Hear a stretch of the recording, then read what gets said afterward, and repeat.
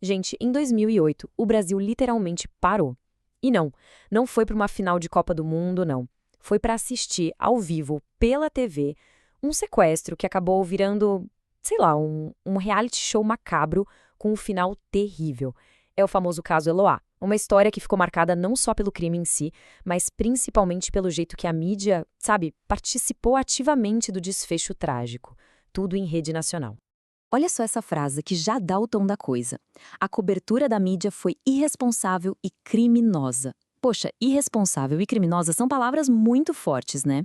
E quem disse isso não foi qualquer um. Foi o Rodrigo Pimentel, sociólogo, ex-capitão do BOPE, um cara que entende do riscado. Essa frase, na verdade, já resume tudo. A grande polêmica do caso Eloá nunca foi só o sequestro.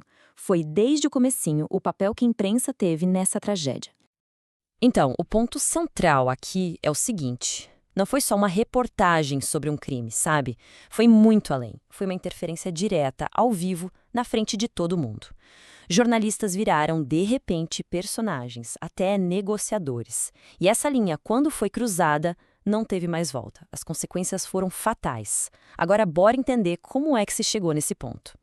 Bom, para a gente entender o tamanho do problema, a gente precisa voltar lá para o começo de tudo. Como é que um sequestro, que em tese deveria ter sido resolvido em questão de horas, se arrastou por mais de 100 horas, por mais de 4 dias, com o país inteiro grudado na TV? No centro dessa história toda, a gente tem 3 jovens. De um lado, o Lindenberg Alves, com 22 anos, que não aceitava o fim do namoro. Do outro, a Eloá Pimentel, com só 15 anos, e a amiga dela, a Nayara, com a mesma idade. 2 adolescentes, gente, que de uma hora para outra se viram presas dentro de um apartamento, no meio de uma crise que virou notícia nacional. Essa cronologia aqui ajuda a gente a ver como a crise foi escalando. Dia 13, o Lindenberg invade o apartamento. Dia 14, a Nayara é libertada. Sabe, parecia um sinal bom, uma esperança de que tudo ia acabar bem. Só que aí no dia 15 acontece uma coisa, assim, inacreditável. A própria polícia pede pra Nayara voltar pro apartamento, voltar pro cativeiro. E aí a coisa se arrasta até o dia 17, quando a polícia invade e, bom, acontece a tragédia. Gente, esse é o ponto da virada. Para pensar um pouco. Uma menina de 15 anos que já está livre, em segurança, é convencida a voltar pro lugar onde ela estava sendo mantida refém. E por quem? Pela polícia. Até hoje, especialistas em segurança dizem que isso foi um erro tático, assim, sem precedentes na história. Uma decisão que não só colocou a Nayara em risco de novo, como também complicou toda a negociação de um jeito que não tinha mais conserto. E o resultado final de tudo isso foi devastador. A invasão da polícia, que era para ser a solução, acabou com a Eloá morta e a Nayara gravemente ferida. No fim, foi uma operação de mais de 100 horas que terminou do pior jeito que poderia terminar. Isso tudo leva a gente para a pergunta principal, né? O que foi que deu tão errado? Será que a morte da Eloá era inevitável? Ou foi resultado de uma sequência de erros bizarros, tanto da polícia quanto da mídia? Então, vamos analisar o primeiro ponto crítico, a atuação da polícia.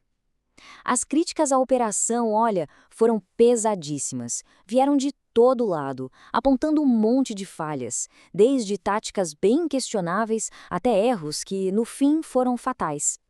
Olha, os especialistas apontaram vários erros graves. Primeiro, o tempo. Deixar o sequestro durar mais de 100 horas só deixou o sequestrador mais instável, mais perigoso. Segundo, aquela decisão bizarra, né, de mandar a Nayara de volta para lá.